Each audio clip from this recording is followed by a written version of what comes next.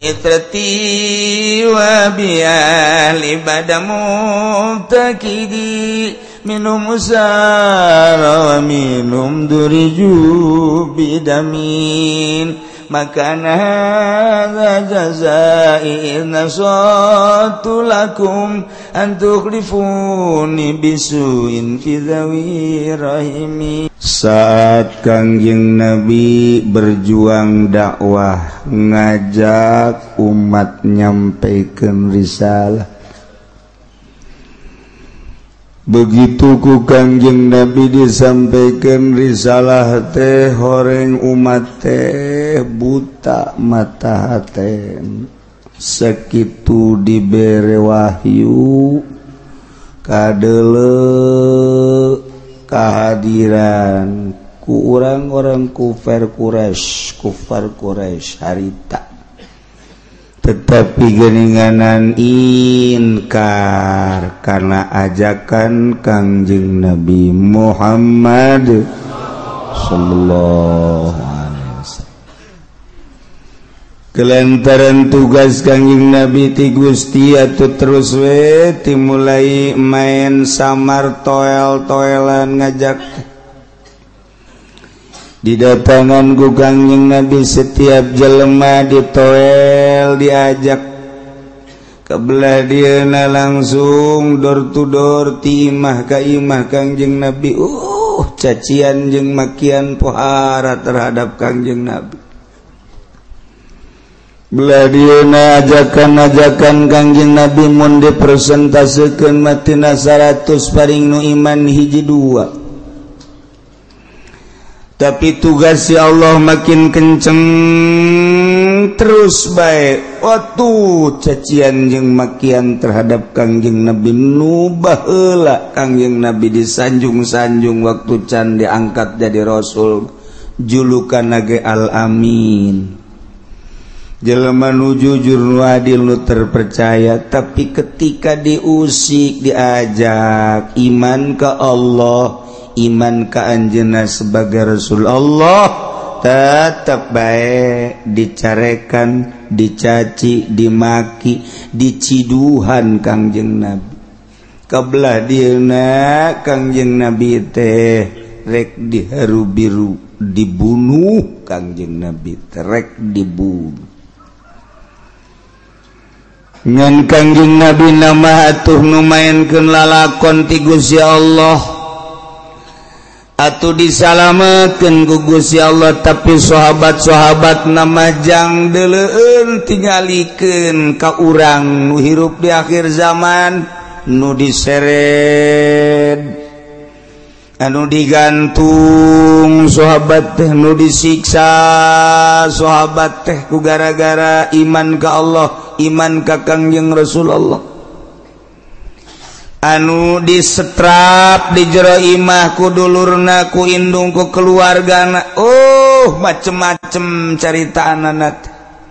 anu melarikan diri tiriungan keluarga, sehingga loba kesulitan para sahabat nu iman ka Allah, iman ka Kangjeng Rasulullah, timbullah ngayakeun aksi hijrah pertama ka Habsyah. Saking tekuat-tekuatna penganiayaan terhadap jelema-jelema anu iman ka Allah, iman ka Kangjeng Rasulullah. Urang mah kuari kapan waduh adem ayem, urang mah nikmat jasa kuari nu kuah nu kieu tentrem urang mah hirup teh di negara Indonesia mah menurut berita pangaman-amanna jeung pangtentrem-tentremna jeung pang nikmat-nikmatna, sehingga loba julukan Indonesia adalah surga. Yehe, Indonesia mah surga tuh, Masya Allah. Hujan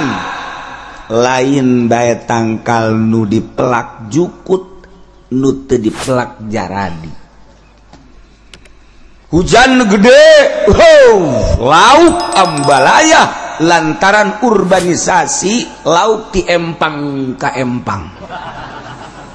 banjir jana. Waduh, perpindahan, masya Allah. Mantak di Cilongok mah santri ngarep-ngarep hujan gede baik.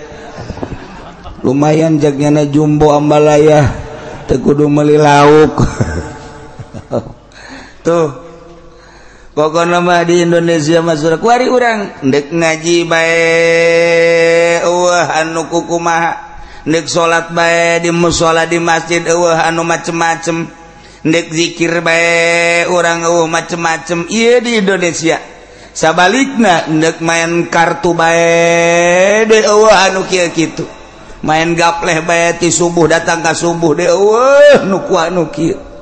Aman di urang mah kebablasan aman.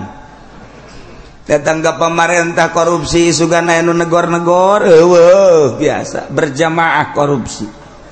Aman di urang. Masya Allah Indonesia. Teu pernah aya kadenge penyiksaan-penyiksaan di urang mah. Aya ge aya Kristen asup Islam disiksa ku keluargana lumpat aman. Aya ge kafir di tengah-tengah Buddha asup Islam aya sebagian anu disiksa lumpat aman. Malah kabelah dieuna mah arara aman agama teh komo di Jawa di Salatiga masa imah teh Bapak Kristen indung Buddha anak Konghucu incu mah kitu Hindu saimah macem-macem. Nu hiji Islam iya masalah. Nu hiji salat Allahu Akbar, nu hiji ho geus bae masalah. Nu hiji hailullah atuh geus bae biasa bae. Masalah. Jadi di jero imah loba mushola nggon masing-masing. Iya orang lah bercerita Kangjeng Nabi baheula. Masya Allah. Terus penganiayaan terhadap Kangjeng Nabi, terutama ke para sahabat-sahabat luar biasa. Geus puguh ka carita nu diseret langsung ku jelema nu diseret make kuda anu ditindihan ku batu sakitu panasna luar biasa. Urang carita Ki Bilal bage dibalangkeun diseret ditindihan dan sakadar babacaanana Allah. Ya Umar disiksa kitu keneh. Berbagai sahabat-sahabat ngayakeun hijrah pertama saking teu kuat di Mekah ka Ethiopia. Kacaritakeun Kangjeng Nabi ge dititah hijrah Gusti Allah ka Madinah. Hijrah Kangjeng Nabi sakumaha dicaritakeun ku urang unggal muludan teh berangkat jeung Sina Abu Bakar Siddiq. Kitu ge eta teh kapan susumputa kudu nyumput heula di luhur gunung. Turun berangkat geus pitarungguan lah ku urang Madinah. Sahabat nyarusul ke Madinah susulundupan nyelendep nyalametkeun agama. Imah ditinggalkeun, onta ditinggalkeun, embe ditinggalkeun, harta ditinggalkeun, nyalametkeun agama. Jauh lalakon Mekah Madinah teh 900 km zaman baheula ditempuh kudu make onta sabara poe. Sakabawana ku onta eta ge julundup berangkat peuting mun sakira-kira kanyahoan ku bangsa kafir ditebas dibunuh lain saeutik nu dibunuh di tengah jalan. Dibayang-bayang ku urang nu pamajikanana teu iman ditinggalkeun, cinta tinggal cinta, deudeuh tinggal deudeuh ka pamajikan lantaran berbeda agama ditinggalkeun. Mulia amat sahabat ninggalkeun nu dipake ka cinta, tetapi cintana leuwih tibatan cinta ka eta ka Allah. Tinggalkeun anak. Bayangkeun ku urang anak anu gede, anak nu sasapihan, anak nu orok, anu meujeuhna butuh perlindungan bapakna. Ketika teu iman indungna perebut anak ditinggalkeun keun bae aing mah. Anak sabodo padahal masa anu teu deudeuh jeung nya asih ka anak lantaran keur meujina jadi kembang mata keur leng-leng nu disusuan lantaran indungna mempertahankan anak berangkat bae anak ditinggalkeun harta ditek nyalametkeun agama urang mah di imah ka majelis nyalametkeun agama beuh ku ngawuduk heula samsu heula kopi heula beuh datang ka majelis nage atuh ngopi deui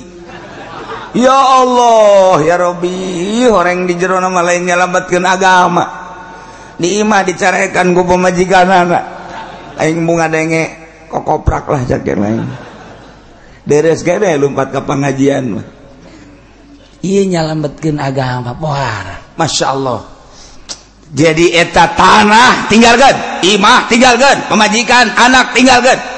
lamun pamajikan anu iman salaki teu salaki tinggalkeun wabeh ditinggalkeun sakabawana ku onta sapira onta tuh perbekalan teh berangkat ka Madinah Masya Allah nu mantak disambut kurang Madinah Ansor nyambut Muhajirin disambut dengan baik dua tangan terbuka ku sahabat Ansor di Madinah keistimewaan sahabat Ansor Masya Allah Karim ditanya boga pamajikan tante mau pamajikan tante nu boga dua pamajikan dimikeun hiji paneta hebat jasa sahabat Ansor mah tina sawarena cinta ka Allah tina sawarena tetenger jelema nu bakal asup ka sorga hubbul Ansor lantaran deuleu sahabat Ansor mah tanya mana naon keahlianana ieu waktu di Mekah teh kemana tani tuh sawah kula tuh tanah kula bagi dua jang maneh lain dibagi diinjemkeun dibikeun Ansor maneh naon waktu di Mekah ieu kalau ka bisa teh jeung pagawean kula mah dagang yeuh duit kula tah boga duit sakitu dagang elos ieulah Ansor Masya Allah hirup tentrem damai antara sahabat Muhajirin nu hijrah ti Mekah ka Madinah jeung sahabat Ansor anu pribumi Masya Allah luar biasa mun boga barang kuduaan kutiluan heesa anggal rejeung dan lain-lain sebagainya sehingga hampir seakan-akan ieu Ansor jeung Muhajirin teh deuk didulurkeun ku Kangjeng Nabi seperti nu endek didulurkeun bakalna asana ngawaris sahabat Muhajirin ka sahabat Ansor mun Ansor maot Muhajirin nyana ngadulur ngawaris hampir seperti itu ku deket-deket jeung ulu alam ieu Kangjeng Nabi berjuang teh lain lalagaan mun urang nyaritakeun kos kitu pohara jasa tetapi horenganna nu buang ka warah leuwih tibatan eta nu teu iman ka Kangjeng Nabi nu ngudag-udag Kangjeng Nabi pohara jasa wahyu tinggal wahyu mukjizat tinggal mukjizat nu ngaran Abu Jahal mah geus ciciduh bae nu ngaran Abu Lahab mah geus kagenemes bae di mana bae ayana Muhammad dipiteskeun ku aing sampaikan ka teangan Muhammad saanu bisa ngabunuh Muhammad bawa huluna ka dia 1000 onta ku aing sia lain lalakon pan lamun urang neuleuh kos kituna Kangjeng Nabi dakwah teh dihenteu-henteu ge manusia nyeri padahal mah hanya tugas kok teu darekeun ariman gitu. Ai sugan urang mah ketika Kangjeng macakeun Al-Qur'an, macakeun mukjizat, jelema muhun kabeh, sumuhun kabeh, iman kabeh, henteu horenganan. Kangjeng Nabi keur waktu Isra Mi'raj turun Isra Mi'raj Kangjeng Nabi kita nyaritakeun beurateun Kangjeng Nabi tapi Kangjeng Nabi nyarita bae terus di hareupeun Abu Jahal. Cak Abu Jahal tas di mana si Ahmad? Tas Isra Mi'raj. Ke mana? Di dieu ke Masjidil Aqsa, di Masjidil Aqsa naik ka langit ka Sidratul Muntaha ka pangijeung Allah. Tira berangkat mah tadi balik tadi memeh subuh. Man Aisyah naonan man. Aduh, nu edan ge cager heula man. Aisyah kunaon tambah edan. Ya, wari sia. Sia daek teh ngomong kos kitu. Gerokeun ku aing seluruh turunan-turunan wae di Mekah. Siap. Wah, tuh digero-gerokeun ku Abu Jahal. Bani anu turun. Dengekeun ya. Nu edan ngomong. Begitu Kangjeng Nabi nyarita, coba mad aya naon? Caritakeun ku Kangjeng Nabi, kaula dibawa ku malaikat Jibril di Masjidil Haram ke Masjidil Aqsa. Di Masjidil Aqsa terus naik ka langit kaji kadua terus bere oleh-oleh terus tangga ku harita. Tiraha eta mad bejakeun jam sakitu balik, bebek mau subuh. Kira-kira sabaraha jaman mad? 2 jaman lah. Eta pan sahabat kararieu eta. Mad siat ngomong ku keterlaluan ting bener ge Rasul Allah tuh laki kituan ting mad coba teh sanu teh ngeri coba sing balalieur geus lah sia-sia aing we geus lain percaya Pak tinggal hiji deui cak Abu Jahal coba sahabatna ieu Abu Bakar ya coba bakar ka dieu aya naon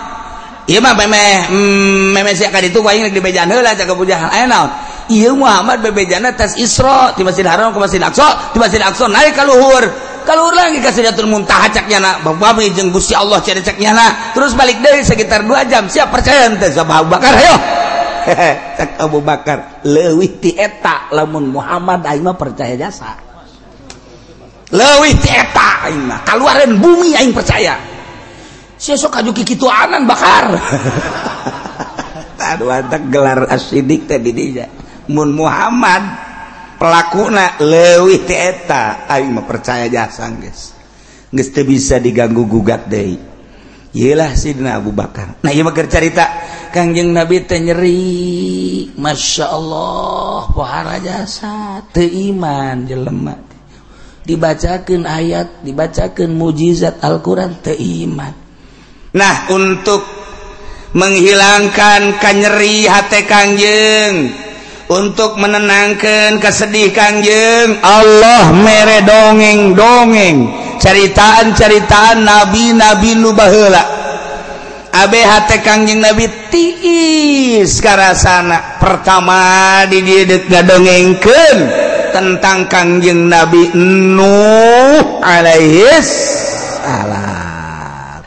Tapi ieu mah nu singkatna ge dihareup nu bakal panjang nam. Ieu mah sakadar penenangan jang Kangjeng Nabi doang. Cerita singkat ulah panjangna dihareup. Ieu mah pangbeberah panenang-nenang ka Kangjeng Nabi supaya Kangjeng Nabi oh jaheuh horenganan. Jadi tenang. Fokus urang dagang sakali di modalan 100 juta beak 50 juta rugi. Didagangkeun deui 50 juta rugi 30 juta didagangkeun deui 20 juta rugi deui tinggal 1 juta tinggal 1 juta kumaha ngalamun bae nyana di imah dia kolong Pak lamun eta bisa sasada hulu lamun sasada kada ge urang Bang Bara mah eleh di dieu tah nyada keur puyeng jol ya kolot datang dan kunaon sia pen ya dagang kunaon dagang ambalaya sakeuna ambalaya kunaon atuh modal 100 juta beak 50 juta dibalanjakeun deui beak 30 juta bejalkeun deui beak kuat tinggal 1 juta can sabaraha tah mah pen sakitu hah can sabaraha ya lalakon aki baheula aki teh dagang teh tuh hektaran tuh dijual pakai dagang ke Jakarta nu di imah mapan ngarep-ngarep datang pertama rugi datang kedua rugi beak ku aki dijual jeung imah-imahna hatta pamajikan dijual pen jeung pamajikan ku abeh dijual ai aki meuli deui nu anyar wah si aki bolon teman pan tenang tah oh jaheuh teh sabaraha sama sapira modal doang aki maka abeh jeung imah-imah beak kok jadi lebih parah pan urang oh aing mah masih untung kene tuh untung kene saksi epen teh aing untung kene sakitu untung kene aing bajeng imah-imah beak babeh geus jeung pelataran-pelataran pokona angkat kaki bae gitu tah lamun dibandingkeun jeung eta ngarasa untung kene aing mah jasa juta ya kene imah can dijual ngan moal kebeli ke kajual ieu tah ge aya tah nu nganasehatan kan ngeunaheun tah. Oh, anu lebih parah. Nah, ieu ge Kangjeng Nabi supaya tenang, tentrem didongengan ku Gusti Allah Nabi nu baheula. Masya Allah karita. Mantap. Urang lamun nganasehatan teh kos kitu ka jelema teh. Sia kunaon ngalamun bae. Aduh, ceukna teh kunaon ngalamun bae sia edan sia ge. Ulah sok dilamun. Kunaon? Atuh saminggu deui kawin ajo dijokot batur. Aduh mangkaning jalinan cinta kula geus 2 tahun eta pan bisa dicokot ku batur atuh meureun leuwih kasep leuwih sugih manan kitu ge ulah kieu atuh pantas nya situ mah leuwih kasep leuwih sugih atuh sia mah beungeut perang kitu atuh pan nyeri hate eta ulah kitu atuh kana sehatan mah dunia teh sedaun kelor.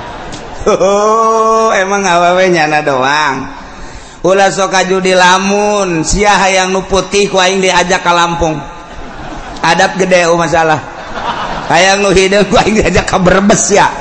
Ambal aya di tukang bawang melulu.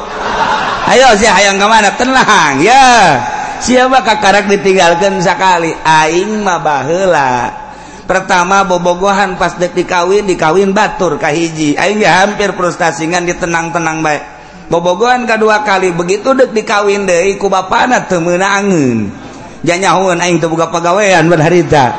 atuh pan nyeri bae katilu kali aing dek kawin Masya Allah tipes bae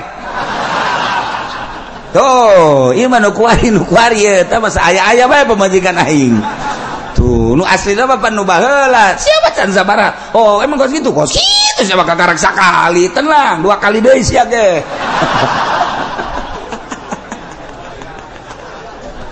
pan tenang tak ka hate oh jadi sarua ye tuh aing sarua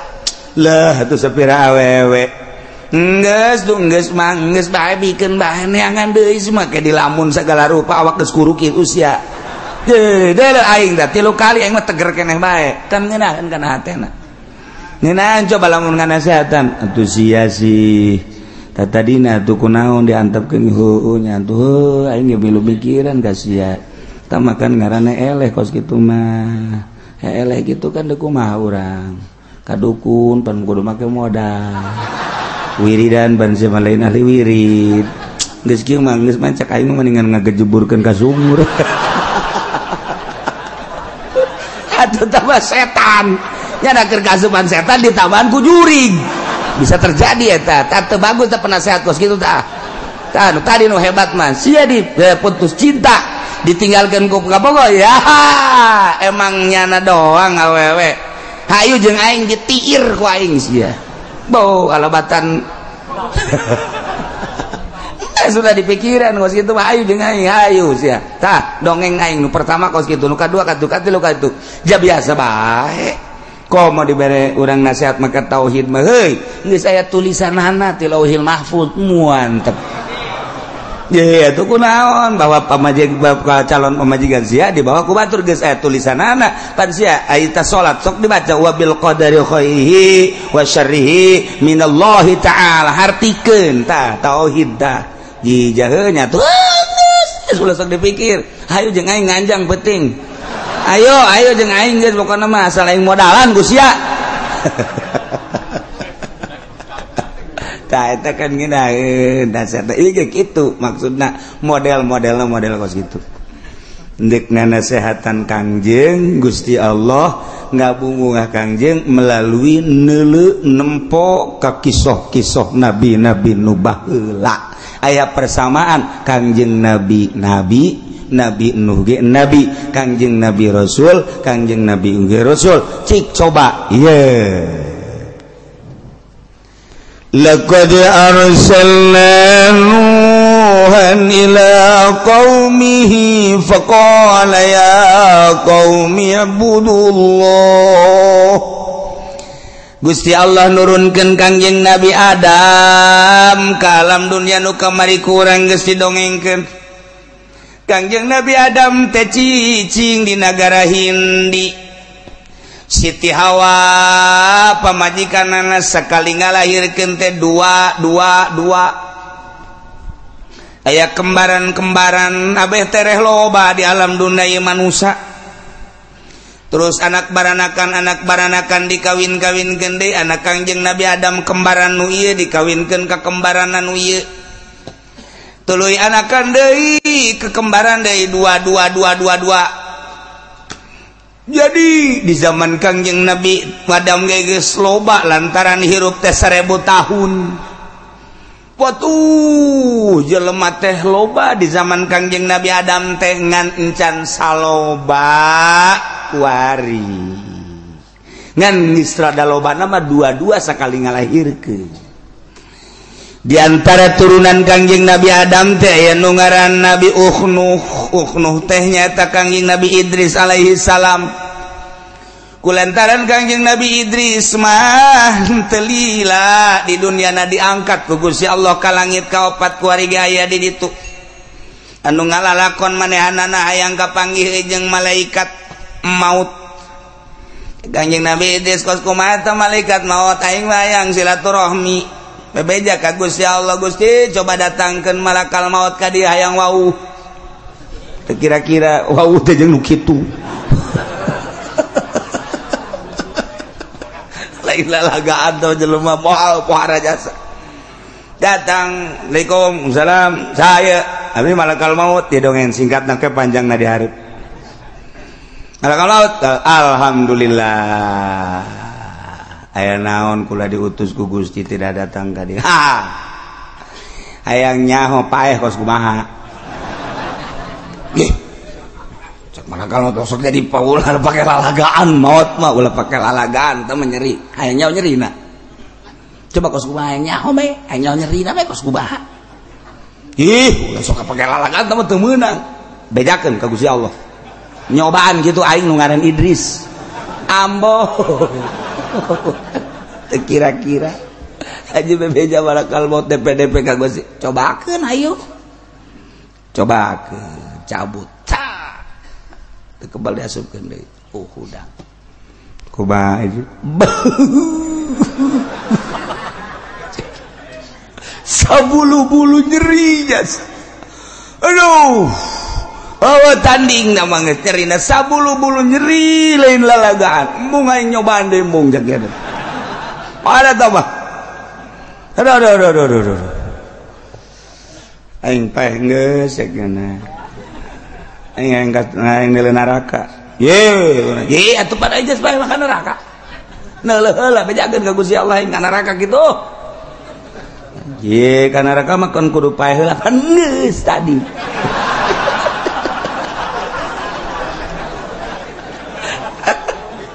Itu mereka hayang seuri dongeng kos gitu tah. Bejakeun ka Gusti Allah. Bebeja ka Gusti atuh ai paeh geus sok ka neraka keun atuh neuleuh nya ka neraka. Oh. Muringis Kangjeng Nabi Idris neuleuh neraka ku pohara-pohara teuing cekeun ka neraka. Beres. Antar ka surga aing. Ye, sok aju ka terusan cekeun. Sorga sakideung moal kebal hayang nyaho doang cekeun teh. Teu meunang ieu mah sebab nu boga kuncina nu ngaran Muhammad Nabi akhir zaman. Alah cekeun teh eta mah engke urusanana. Ieu mah hayang nyaho doang sakideung moal kebal paeh geus ka neraka geus. Ieu balik ka sorga. Atuh bebecari ke Gusti Allah bebecari. Teu naon moal kebal-kebal cekeun. Gusti Allah asup ka surga. Teu daek indit nyana dihandapeun tangkal kayu. Aduh angin sing hiliwir sarareungit bubuhan jeung sajabana. Itoel ku malakal maut. Hayu balik geula cekeun. Betah keneh cekeun. Teu bisa. Geus mah kudu indit bae kudu indit kajen geus aya waktuna geus waktu. Jol bidadari. Waduh, iya saya ya. Iya penghuni sorga bidadari. Jang saha? ya jang jelema-jelema nu asup ka sorga anu dagangna jujur nu ngiaina jujur nu marentahna jujur nu tani jujur sesuai jeung aturan ieu ka dieu ih jadi jam mantep jasa ya guys saya ini kan itu malaikat aing moal keluar deui cak jana nggak saya pada di dia wae kajian ngomong gitu deh aing dicarekan cak malaikat emang kumaha lalakona ke ayeuna nu carekan mah tetep keluar be moal aing mah pan kudu pae heula geus aing pae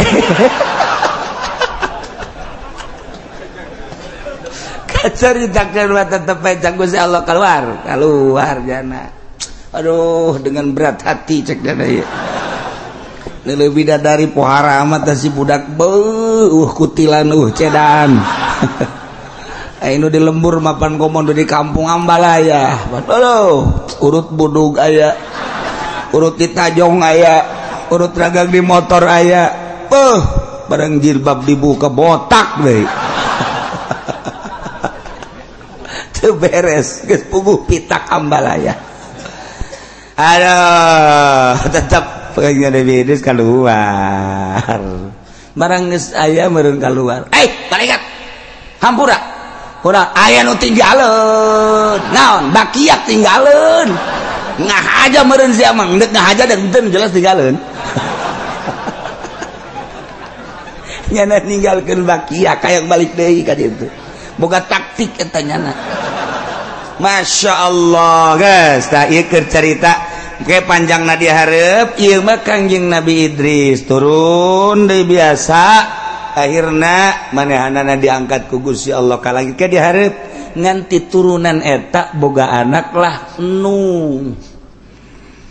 diturunan Kangjeng Nabi Idris Nuh jadi Kangjeng Nabi Nuh teh ngaran asli nama Abdul Ghaffar ibnu Malak jadi Nuh bin Malak bin Lamak lain Malak bin Lamak bin Mutausalah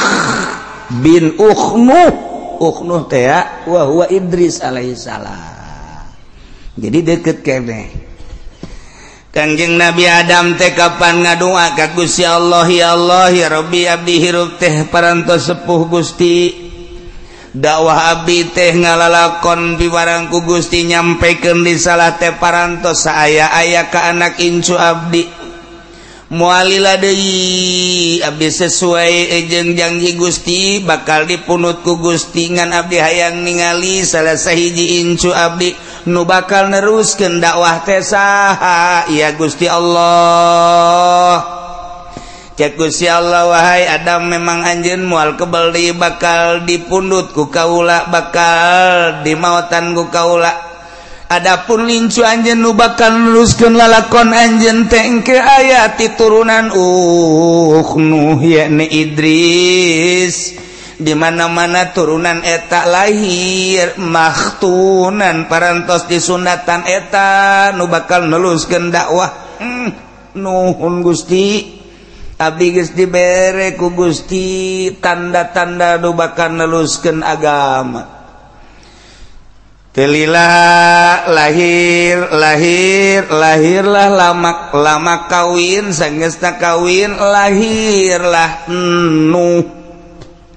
Nuh eta aslina manggarana Abdul Ghaffar nu mantak dingaran Nuh lantaran manehanana teh lamun ngadoa ka Gusti Allah hatena ngajerit ngajerit hatena langsung cerik selalu asal ngadoa cerik Kangjeng Nabi Nuh mah nu mantak dingaran Nuh asli nama Abdul Ghaffar ngaranna kos kitulah Allah dek nyiptakeun hambana jang penerus anu bisa hudang ti peuting bisa munajat ka Gusti Allah setiap zaman kitu bae terus bae lantaran nu ngahudangkeun teh lain urang kapan Allah urang lamun inget kadinya sebenarnya mah sedihna luar biasa ketika urang sare jam 10 jam 11 aya eta hudang jam 2 saha nu ngahudangkeun hudang jam 2:30 saha nu ngahudangkeun cek Tuan Syekh Abdul Qadir mah nu ngahudangkeun teh kapan Gusti Allah boom hudang sia munajat sia ka aing cek Tuan Syekh Abdul Qadir bahasanya mandi sia wudu sia salat sia ulah ngahiji jeung jelema-jelema anu teu deukeut ka aing didigigireun maneh jelema teh tuh nu keur malolor keur sarare sia mah pilihan aing cek Gusti Allah hudang sujud sia ka aing ulah ngahiji jeung jelema-jelema nu poho ka aing nang Allah urang lamun inget ka dinya ras ka diri urang ai urang bagianna nu mana ketika cek Tuan Syekh Abdul Qadir jelema teu diangkat jadi wali Allah nam molor sia sia teu dihudangkeun ku Gusti Allah nu mantak dititahes lantaran di hate siana teu bersih cek Gusti Allah ai nyaho sapopoe teh ngan sakadar hubud dunya hubul makhluk sapopoe teh ngan ukuran anak kos kararitu bae molor sia teu hudang jaku Allah teu dihudangkeun subuh geus kadenge adzan marongkot Allahu akbar Allahu akbar bandeng aman teh sujudan dicocokan jeuli teu boga bagian nam molor cak Allah ya Allah ya Rabbi ketika orang dihudangkeun ku Gusti Allah titih misah jeung jelema nu sarare berarti jelema pilihan lain sabarangan di tengah-tengah kesibukan berangna nu ngajar teh nu dagang teh nu di kantor teh ketika dipilih ku Gusti Allah bisa bae hudang tengah peuting seakan-akan hudang sia mah ulah ngahiji jeung nu ees itu bae jelema-jelema anu jauh jeung aing sia mah pan deukeut cai hudang hayu geura hudang dihudangkeun ku Allah nah Kangjeng Nabi nu asal ngadoa kurucut cai mata asal ngadoa kurucut cai mata urang ge sering ngurudkeun cai mata di mana-mana nelemio can kabayar kurucut cai mata nelapan saasana ditarik ku dealer kurucut cai mata ningali kawewe di Ciduhan urang gawe urang bogoh kurucut cai mata urang mah urusanna kos kitu malulu ketika bisnis pembebasan tanah orang milu jeung calo ai praktek tadina urang aya saeutik mah lah 50 ge lumayan sameter begitu bat dibayar orang teh dibere kurucut jai mata urang mah urusanna kos kitu balulu teu pernah ngadua Gusti dosa abdi be sakolong langit pinuh ku dosa abdi be mun abdi paeh teu dihampura Gusti meureun dibeulem kurucut jai mata urang mah kitu teh sakit je orang ngaji bae teu da ceurik atuh komo si eta geus lah pokona si eta bae lah tuh ada kuah ya Allah ieu begitu lahir ke alam dunia barosot kacaritakeun aya hiji bayi lahir ke dunia makhtunan parantos disundatan lapor ka Kangjeng Nabi Adam Kangjeng Nabi Adam langsung ngadoa cundukana waktu ninggangkana mangsa Gusti abdi teh dijanjikeun ku Gusti di mana geus aya hiji bayi nu dilahirkeun parantos disundatan abdi moal alami deui ngalayat Kangjeng Nabi Adam ka Kangjeng Nabi Nuh diais disun ku Kangjeng Nabi Adam tarangna disun pipina disun titip umat cek Kangjeng Nabi Adam lanjutkeun perjuangan aki kade ulah gimbir ku kafir ulah gimbir ku maksiat ulah sieun tabahkeun hate manehna lanjutkeun perjuangan agama Allah nu saat ieu bakal aya di leungeun maneh dibikeun ka bapan kageteun bapana kok ngomong gitu sih teu nyawa lalakon panjana mana ge kagot teu nyawa lalakon nu nyawa lalakon Kangjeng Nabi Adam urus nyade geus Kangjeng Nabi Adam balik teu lila Kangjeng Nabi Adam munajat naon Kangjeng Nabi Nuh terus gede Kangjeng Nabi Nuh mah dibere laduni ku Gusti Allah bisa nyieun peso seukeut kemudian pake ngaraut bisa anjas tidinya boga golok golok pakai nuar tangkal dibelah ku Kangjeng Nabi Nuh leutik kenehna diserut ku Kangjeng Nabi Nuh teh dibagus-bagus dihijikeun rapet Kangjeng Nabi Nuh terus boga kampak tangkal nu gede ge keur leutik keneh ge bisa rubuh ku Kangjeng Nabi Nuh. Masya Allah ditonton ku jelema loba ieu budak leutik keneh geus boga keahlian eta lamun ngarautna rapi jasa eta lamun nyerut rapi jasa. Jadi kesimpulanna Kangjeng Nabi Nuh dibere ku Gusti Allah kaleuwihan ieu urusan perkayuan. Bisa aja ka Kangjeng Nabi Nuh mah lamun dicekal kieu ye tek geus ditanang wah ieu bakal jadi tihang ditanang oh ieu mah bakal jadi kitu naon ngaranna papan ditanang kos ku ari tukang batu ditanang oh ieu kutilna dipikeun bisa ieu sagala kutil batu gaya kutilan ieu kurapna dipikeun sakena ieu bisa ngoeng bener jadi bagus. Eta kuari tukang batu eta wah kuari teh batu geus puguh nu di Sulawesi di Kalimantan di Garut di bagut batu bangkong we kunyana di kitu-kitu geus teu meunang lagi batu kuari main sewot-sewot bae geus pokona kebal-kebal mah jempol pamajikan kunyana set masyaallah iyalah Kangjeng Nabi Nuh alaihis salam langsung cek Gusti Allah Muhammad dengekeun kisah Nabi aing baheula demi Allah laqad yakti nyata jelas arsalna kaulan wagung utus Nuhan hiji hamba nu ngaran Nuh diangkat ku kaula jadi nabi jadi rasul ila qaumi ka kaumna. Kangjeng Nabi Nuh teh ngajakan kaumna dengan bahasa ya kaumi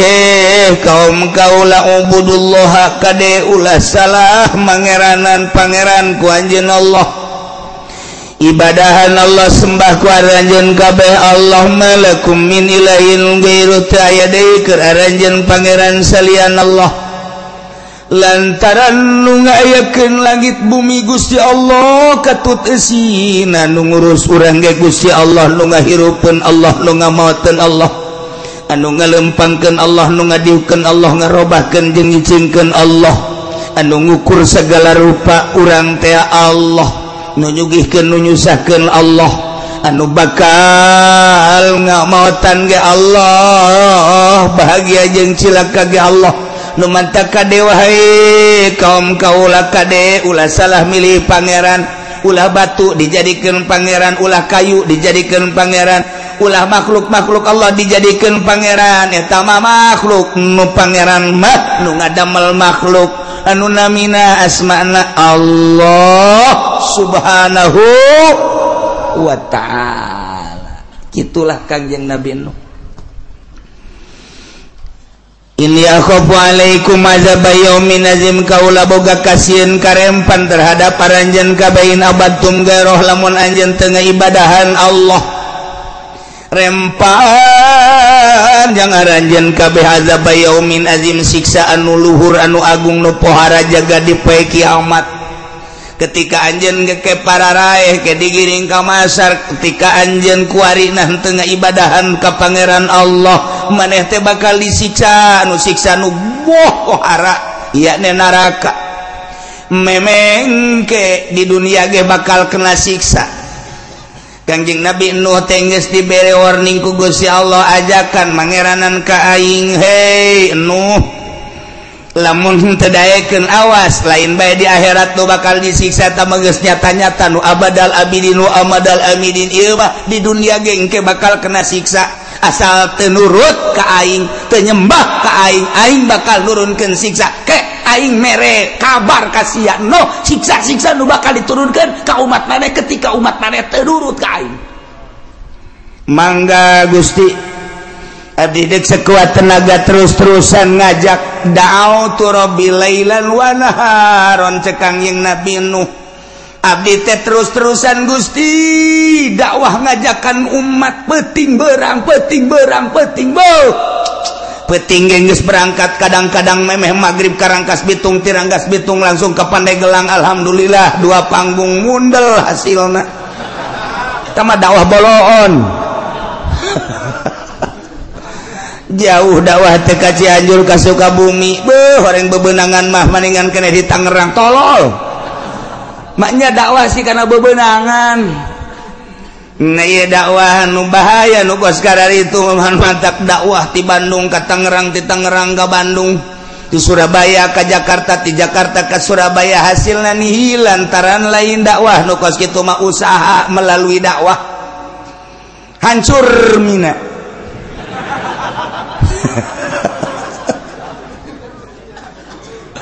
nah dakwah mah tiba heula ge la as'alukum alaihi ajra teu menta buruhan materi teu menta buruhan pamagung pangagung pangalem hiji be ngajak umat supaya nyahueun ka pangeran dituntun umat teh nuker aya di leungeun setan supaya murag di leungeun setan nuker aya di leungeun jurig supaya lepas di leungeun jurigna ieu teh deuk diajak ka Gusti Allah lantaran nu ngajakna geus jauheun ka Gusti Allah cacak-cacak diajak ku nu geus jauheun ka Gusti Allah ge jelema mengkol bae tuh komo lamun nu ngajakna encan jauheun ka Gusti Allah nyahueunana kana RP 000000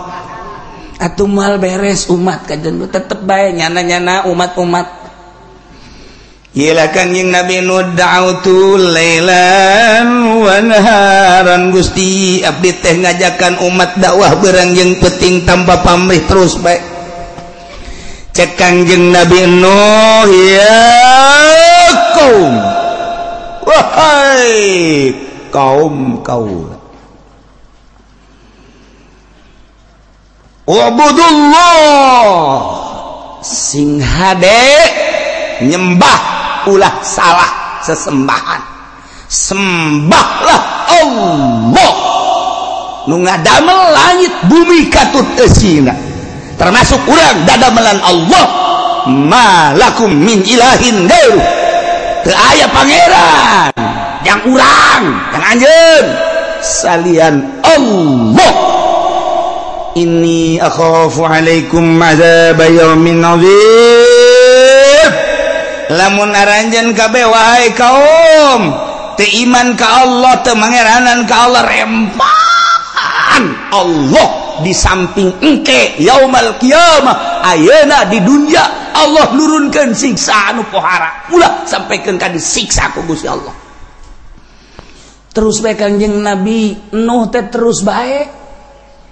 dakwah teh masyaallah berang peting teu pamrih terus bae kanjeng Nabi kumaha eta kaum ngomongna qalal malau min qaumihi inna lanaraka fi dhalalin mubin cek kaum-kaumna penggede-penggedena cek kaum-kaum elit-elitna cek pemimpin-pemimpin kaum na ngomong ka kanjeng Nabi Nuh heuy Nuh capek-capek maneh teh dakwah kadeleuna teh menyingsingkan tangan luar biasa maneh berangjeng peting ngajakan umat jakami mah innalan naraka sanyana kaula kami dulu anjeun teh yakin ka anjeun teh fi dhalalim mubin sasar anu nyata anjeun mah jelema sasar kunaon ngajakan pangeran teu kadeuleu anjeun mah no jelema edan lantaran mangeranan kanu pangeran teu kadeuleu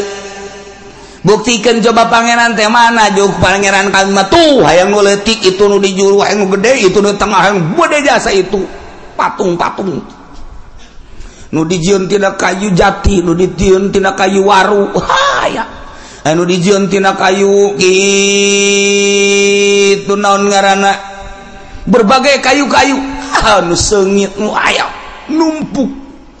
patung-patung teh ambualayah loba nu dina batu dan lain sebagai tuh itu pangeran urang deuk lelempangan hayang mau pangeran nu leutik bisa diasupkeun ka kantong cakang jeung Nabi nu ku bloon-bloon teh pangeran mah aya ngatur lain pangeran diasupkeun ka kantong. Jadi lamun diasupkeun ka kantong kumaha dibawa penyelamat kan nyana mun sia ngising atuh milu ngising tadi pangeran ku daek dibawa ngising. Kanjeng Nabi Nuh dilalaga ngalalaga kaumna tetap noh eureun dakwah innal naraka fi dhalalin mubin kaula neuleuh maneh capek aing mah sasar sia ulah gas ulah dakwah sia ayo bandingkan bareng jeung kami kabehan ibadah mah tuh ka pangeran itu jelas nu real bae sih nu jelas ulah sok nu teu kadeuleu ieu mengajakan ibadah ka pangeran nu teu kadeuleu naonan. Kanjeng Nabi geus radakan nasehatan jijah heueuh nya horenganan baheula ge kos kitu geus aya persamaan aing diciduhan aing dicarekan aing dicaci aing dimaki aing dibunuh horenganan baheula ge kos kitu seuri Kanjeng Nabi hehe ya heueuh senyum Kanjeng Nabi masyaallah tuh kan cek Kanjeng Nabi Nuh ya qaumi laysa bi dhalalah walakinni rasulun min rabbil alamin. Sok sembarangan maneh nyebutkeun dolal-dolal anu mubin ka kaula kaum kaula laysa bi dhalalah kaula mah teh lain sasar teh sasar kaula mah walakinni rasulun min rabbil alamin kaula mah utusan ti pangeran kaula teh utusan pangeran utusan Allah Rasul kunaon nyasar-nyasar ka kaula ngabloon-bloon ka kaula ngaedan-edan ka kaula mah rasulun min rabbil alamin ya dengekeun uballigukum risalati rabbi wa ansahu lakum wa a'lamu minallahi ma la ta'lamun uballigukum kaula nyampaikeun ka anjeun risalati kana risalah rabbi risalah pangeran kaula amanat cak Gusti Allah ieu lakukeun sing nurut ieu larang sing jauhan seluruh perintah disampaikan risalah seluruh larangan disampaikan supaya udah dilaksanakeun ieu kaula nyampaikeun risalah pangeran ka anjeun kabeh wa ansahu jeung kaula nganasehatan ka anjeun dengan tujuan supaya bararagus rarapi hirup di alam dunia teh sakedeung bakal berhadapan langsung jeung Gusti Allah jeung kieu deui wa a'lamu minallah ma la ta'lamun kaula nyaho ti Gusti kana naon nu ku anjeun teu nyaho sebab omongan kula mah langsung ti Gusti Allah melalui mukjizat melalui wahyu omongan kula lain nang ti kula tapi nang ti Allah maneh mah teu nyaho kula mah nyaho nu kumaneh teu nyaho kula mah nyaho sebab kaula langsung ti Gusti Allah dibere wahyu jeung mukjizat dengekeun tuturkeun tetep kaum bohong Nuh bohong lain rasul nya nama edan jelema teu puguh teu karuh nya nama lain wow Kanjeng Nabi Nuh asal dakwah ditaringgalkeun masyaallah sabaraha taun Kanjeng Nabi Nuh dakwah dina alfiyah dijelaskeun najauta ya rabbi nuhan wa mastajabta lahu bipulkin mahirin fil yami masuna wa sayadu bi ayatin mubayyina fi qaumihi alfa amin ghairu khamsina dakwah Kanjeng Nabi Nuh 950 tahun nu iman coba eta 950 tahun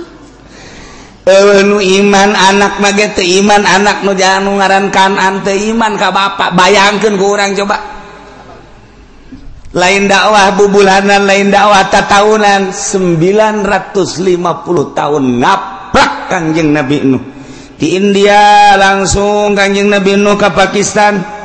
di Pakistan ngaprak Kanjeng Nabi Nuh terus ka dieu ka Mesir terus ke Yordan terus ke Irak terus ke Iran Kanjeng Nabi Nuh teh ratusan tahun dakwah sementara manusia kakarak aya di jazirah eta bae India Mesir Pakistan Yordan negara-negara tertua Amerika can aya ditama Inggris can aya Jerman can aya benua Amerika can aya dina aya lagi kakarak kecel can aya penghuni nu aya penghuni pertama mah eta bae Timur Tengah Irak Iran terus ke Maroko kalau begitu terus ke Mekah ke Madinah di mana Kangjeng Nabi Adam waktu dirunkeun di India titah kitu neangan Siti Hawa kapanggihna di Arafah, kemudian tidinya langsung ke Mekah Baitullah ya kakarak ke batu doang segede parita. Kita tawaf Kangjeng Nabi Adam didinya kakarak batu doang. Tidinya berangkat Kangjeng Nabi Adam terus ke Syria, Sam. Itu doang. Eta mah benua Amerika, eta mah benua Eropa, eta mah benua Australia. Haha, eta mah can aya. Dina ayana eta dunia teh can aya penghuni. Heuh, komo bojong. Geus eueuh nanaonan sepi di bojong sieun. Oray malulu di dieu. Eueuh nanaon ieu teh gua bro Indonesia segala Lampung segala can eta manusia teh kakarak sacemplok di dinya doang. Ya Allah, lamun urang ningali di Yordania aya Petra ge bakal diceritakeun di ayat anu sejen. Urang neuleuh peninggalan zaman Kangjeng Nabi Shalih alaihi salam. Masyaallah, nu kuari masih aya keneh walaupun geus rada dirusak sebagian gunungna, tapi kan nyata aya. Nah, ieu di ditu orang manusia teh nu mantap. Urang tetep bae neuleuh ka urang ditu. Majuna negara ti ditu, mundurna negara ti ditu, peperangan ti ditu dan lain sebagainya ti ditu. Ulah kaget lamun urang neuleuh Irak peperangan nyana mah teu aneh urang Irak menyaritakeun perang nyana maca sejarah negara tertua di dunia adalah Baghdad, adalah Irak. Geus sabaraha ratus kali perang ti baheula teu aneh nyana. Lamun urang nyaritakeun bangsa Indonesia perang kakarak sakali. Untuk meraih kemerdekaan tahun 45 berhasil proklamator Bung Karno jeung Bung Hatta. Urang mah sejarah teh eta belah ditu pisan raja-raja leutik anu peperangan antara kerajaan jeung kerajaan. Di Banten aya sabaraha kerajaan, kemudian di Cirebon aya sabaraha kerajaan, kemudian Jawa Tengah Jawa Timur aya sabaraha kerajaan. Dicatatlah naon kitu di sejarah Majapahit, Pajajaran dan lain-lain sebagainya. Hanya kerajaan-kerajaan kitu bae. Belah dieu eta mah tuh lalakon nu baheula mah di ditu. Kanjeng Nabi dakwah antar negara, lintas negara. Ketika Kanjeng Nabi Nuh deuk nyebrang, encan aya parahu pan harita. Macakeun Ismul Azam Kanjeng Nabi Nuh. Sidakep sakumaha urang deuk salat. Peureum Kanjeng Nabi Nuh. Dibacakeun bahasa Ismul Azamna langsung menang ti Gusti Allah. Begitu dibacakeun, ku aing moal dibacakeun sebab ku sia direkam. Engke ku sia dibacakeun ke pake kilir kanu ngora kanu kolot. Moal ku aing moal rahasia ieu mah rahasia.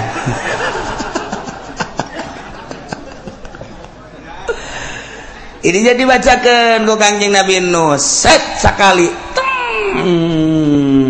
bisa hiber napak sancang di luhureun laut. Kanjeng Nabi Nuh ketika kacapean lengkahna salengkah sakilo blah blah blah. Bu urang mungkos itu tereh datang jasa tah asal ka Banten ge antum moal kebal tah mah blah blah tukang sawo di lengkahan bae.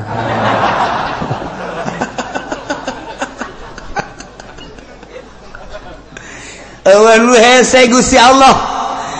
ketika neuk menghendaki ka umat takeur mah jarangkung gede baheula haju jelema cecemplokan kapan di India, di Pakistan, di Mesir, di Yordania, Irak, kemudian Iran, kemudian Syria. Geus araya di zaman Kangjeng Nabi Nuh teh cecemplokan lantaran 1000 tahun masa Kangjeng Nabi Adam alaihi salam dua incuan baranakan anak baranakan cecemplokan. Ditugaskan Kanjeng Nabi Nuh teh titah ngajakan ibadah ka Gusti Allah tapi 900 tahun 950 tahun nu iman datang ka Kanjeng Nabi Nuh kaleupasan ngadoa Gusti abdi tepan utusan Gusti da'utu rabbi lailan wa naharon tapi kieu-kieu teuing Gusti eueuh hiji-hiji acan iman siksa habek kalau pasan ngomong nyana ge haju ngabalir siksa ulahnya pohara paneta antar negara lintas lempang dibere ku Gusti Allah Ismul Azam jang napak sancang jang hiber jang lengkah luar biasa nu mantap kuari kumun kurang diwirid eta wiridan eta ya Allah wirid ku urang perem bentak di dinya keneh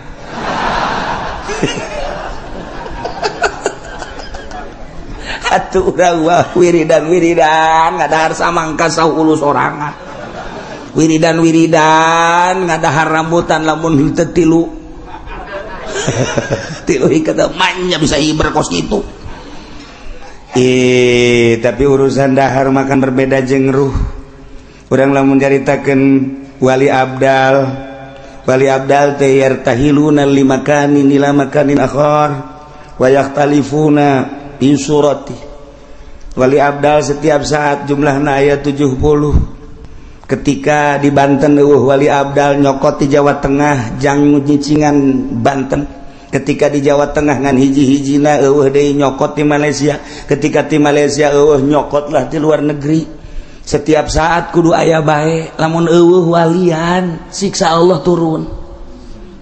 emang kumaha gitu nah eta wali kapan nyana wali abdal cicing di dia kadang-kadang di dinya teh maot nyana dikubur kunaon cal deui di ditu nyana keneh mun urang nyaritakeun Mbah Bolong kuburanna aya 9 mun nyaritakeun Syekh Maghribi di dunia kuburanna aya 3 mun nyaritakeun Syekh Yusuf putra daripada Syekh Maulana Hasanuddin di dunia kuburanna aya 7 emang di Banten doang atuh lain kuburan Syekh Maulana Yusuf teh kemudian atuh urang lamun nyaritakeun Bung Karno waktu di Digul aya di Tanah Abang aya di Jawa Timur aya urang lamun nyaritakeun belah dieuna ngan teu meunang dipanjang-panjang we cerita Gus Dur waktu kerja Australia pas kabeneran Syekh Munawir Kiai Munawir maot aya di ditu ketika aya nu nelepon peuting dijawab ku Gus Dur di imahna padahal Gus Durna keur di imah saha nu ngajawab ieu urang keur carita keanehan dia surang lulah leuwih teuing nyaritakeun ieu mah tah wali bae bisa ruh hiji bisa mencala putra mencala putri Tuan Syekh Abdul Qadir bisa jadi 40 Abu Hasan As-Sadzili bisa jadi dia kisona 12 trak emang kumaha gitu malaikat Jibril alaihi salam ku Gusti Allah malaikat datang ke Kangjeng Nabi bisa ngarupa Hidayatul Kalbi padahal jangjangna sabelah 600 sabelah ieu 600 ketika datang ke Kangjeng Nabi ngarupa seorang sahabat nu pangkasepna ngaranna Hidayatul Kalbi leutik biasa semampai kasep luar biasa eta jangjang nu 600 ka mana ketika dipertanyakan ketika nyana ngarupa Hidayatul Kalbi eta ka mana nu aslina eta apa lain malaikat Jibril urusan Allah ruh hiji malaikat Jibril bisa 2 bisa 3 bisa 4 maha kawasa Allah nu mantak ge Allah babarieun ketika endek nyeun wali Allah urang lamun nyaritakeun Gus Dur beuki dahar Gus Dur beuki huro-guro Gus Dur beuki tapi ku Allah diangkat tanda kewalianana aya geus ulah hese-hese tanda kewalianana loba lah tetapi kan lamun deuleu sosokna kitu bae urang urangnya lamun kabeneran hirup babarengan jeung Tuan Syekh jeung Syekh Maulana Hasanuddin pasti bae kahirupanna biasa bae tapi kapan karomana lain lalagaan urang lamun babarengan jeung Syekh Syarif Hidayatullah meureun biasa bae wali teh ya eta mah urusanna batin urusan Allah lamun urang nyaritakeun tentang wali aya nu di gunung bae anu di leuweung bae aya nu teu daek gitu bergaul jeung masyarakat eta mah wali-wali anu leutik pangkatna nu di gunung bae wali teh di leuweung bae wali di jero imah bae wali leutik pangkatna lantaran nyana teu ngurusan umat wali nu istimewa mah nyana diangkat jadi wali umat kaurus ku nyana emang geus kitu bae diciptakeun ku Gusti Allah teu boga kasieun teu boga kariweuh teu boga kaprihatin nyana mah seakan hirup babarengan jeung Allah ngan ditugaskeun ku Allah titah nyampaikeun ka umat hampangeun Gusti Allah mah jelemana nyana daharna beuki tapi peuting hudang babari ras ka diri urang peuting molor bae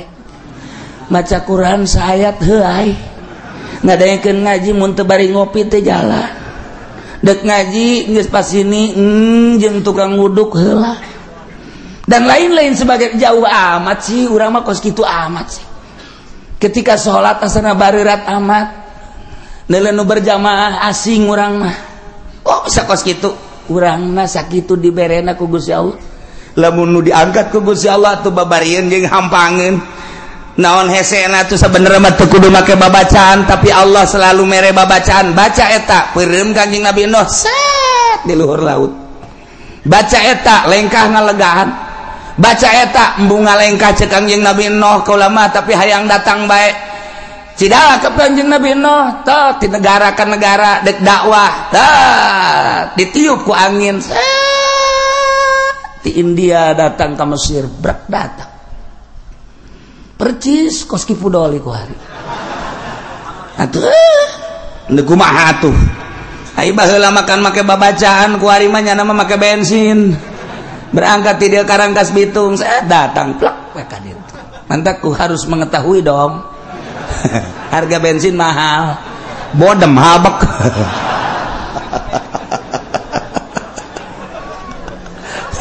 jauh jasa ya Allah ya Rabbi lah lalakon Kanjeng Nabi Nuh teu aneh Allah dek nyiptakeun makhlukna dijadikeun rasul diangkat jadi rasul nyampaikeun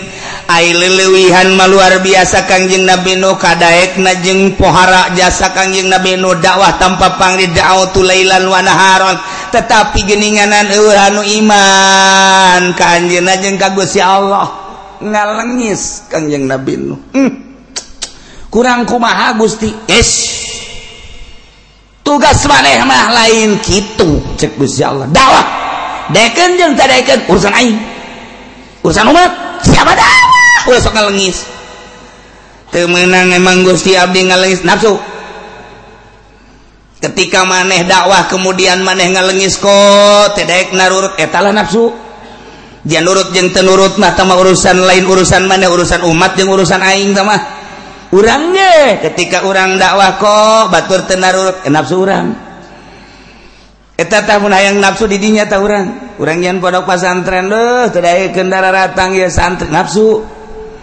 ai sia mah pokona mah ulah mikiran kos kitu cak Gusti Allah ayo dekeun pondok manyen pondok bae santri make ku aing didatangkeun mun aing henteu atuh sia mah sia bae ibadah ka aing hese-hese amat kudu make tabel segala menerima siswa baru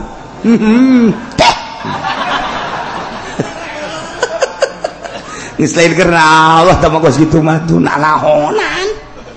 ieu mah lamun deuk ikhlas kos kitu mah ngaranna teu ikhlas pek bahaya indek mah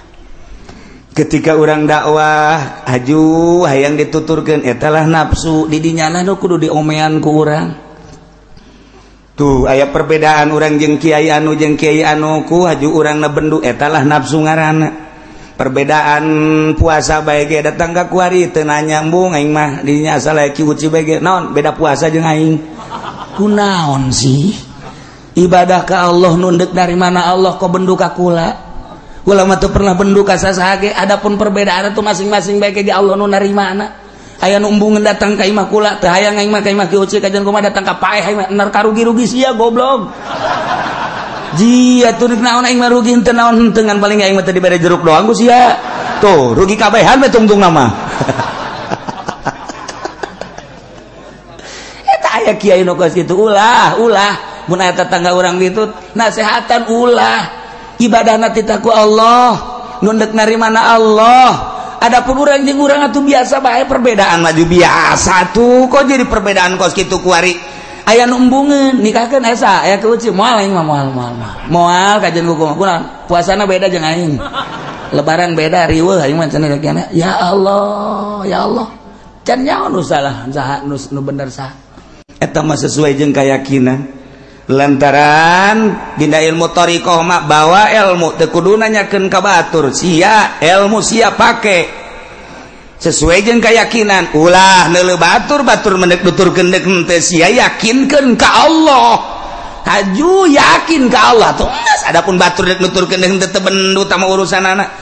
sabodo tah mah we aya nu dikunci masjid dah aya nu teu meunang nahonan teh kikituan teh geus bae hayu ulah sok aju bendu eta kadanya kacelik ulah nikahkeun aya kieu sih main moal teh hayang kapanggih emang kunaon sih kos musuh bae bong beda lebaran jeung aing iya ilah teu naon teu naon teh urusan ibadah ka Allah tah eta nafsu tah mun hayang nyaho tah di jerona teh nafsu tah kos kitu tah eta lamun hayang nafsu tah kos nyaho nafsu tah kos kitu ya Allah ya Rabbi kok handap amat sih Quran aya di nyana hadis aya di nyana kitab aya di nyana perbedaan kos kitu kok jadi teu nanya sih nah iyalah hawa nafsu nah ieu keur carita Kangjeng Nabi Nuh ngalengis ka Gusti Allah Gusti ko cek Allah eta mah nafsu sia ulah dibawa sia mah dakwah ajak deken teu deken lain urusan sia hampura Gusti aduh salah Kangjeng Nabi Nuh salah sujud Kangjeng Nabi Nuh cerik ngalih mantak Nuh ngaranna loba kasalahan cerik asal ngadoa cerik Kangjeng Nabi Nuh masyaallah kaum kaulah teh laisa bidolalah teu sasar teu salah kaulah mah ngajakan teh ibadah ka Allah lantaran kula walakinni rasulun min rabbil alamin utusan pangeran uballigukum risalati rabbi kaula nyampaikeun ka anjeun kana risalah pangeran kaula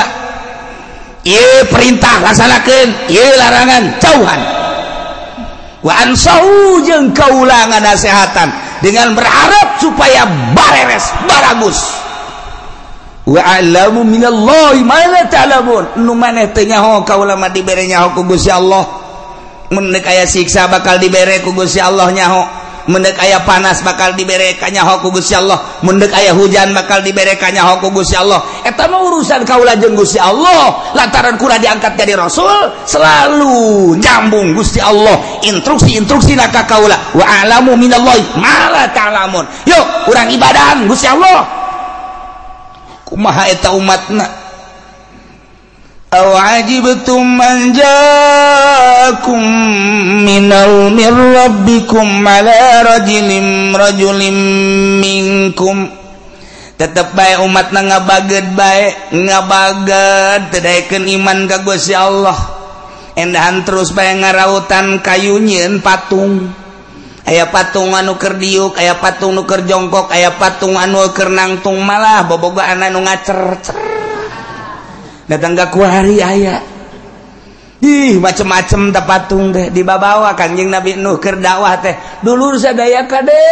ulah ibadah kasalian pangeran ibadahan pangeran allazi khalaqas samawati wal patung diacung-acung yeuh pangeran mah yeuh pangeran teu nyeri kumaha coba ya Allah ya Rabbi patung di ais naon Nuh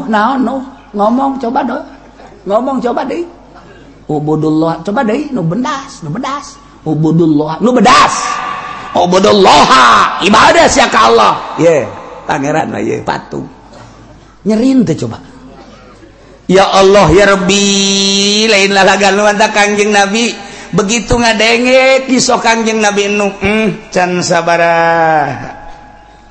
tuh ngabubungah ka hate Kangjeng can sabaraha horenganan dibandingkeun jeung Kangjeng Nabi Nuh mah aing mah kakarak dicaci dimaki sapira diciduhan horenganan Kangjeng Nabi Nuh mah ditararongton diedan-edan itu kan bahasa Quran inna lanaraka fi dhalalim mubin cakaomna kaula maneuleum maneh no jalain jelema bener aing maneuleum sia teh dhalalim mubin sasar sia mah sarua jeung gembel tuh dikitu-kitu kan dhalalim mubin eta pohara jasa cak Kangjeng Nabi barang ngadenge kisah Kangjeng Nabi Nuh can sakumaha percis kos tadi teh percis kunaon sia diputuskeun cinta kakarak sakali aing mah 3 kali diputuskeun cinta oh 3 kali aing mah teu ganggu jubarkeun maneh aing mah biasa bae sia kunaon ngalamun dagang rugi sabaraha kali sakali kakarak teh beak modal doang aing mah jeung imah-imah jeung pamajikan ditarik kabeh ku mitoha gara-gara dagang rugi aing mah pamajikan kita balik jadi aing mah lain modal bae lain dagang bae anak pamajikan wabeh disita ku mitoha aja kuari atuh ingin mitoha anyar can saku bahas ya mah pen sakitu mah tenang bae lah jadi kan lele sate oh jahe nya tuh bener oge Masya Allah tah lamun aya nu saluhureun teh kos kitu tah urang teh handap tiis Kangjeng Nabi ge barang dikisahkeun ku Gusti Allah tentang Kangjeng Nabi Nuh alaihi salam anu lain dicaci dimaki deui ke kabelah ditunaye ieu Kangjeng Nabi Nuh teh dibohongkeun dijejeleh diedan-edan digembel-gembel tiis sate Kangjeng kabelah dituna kumaha bakalna masih keneh terus waktuna saep wallah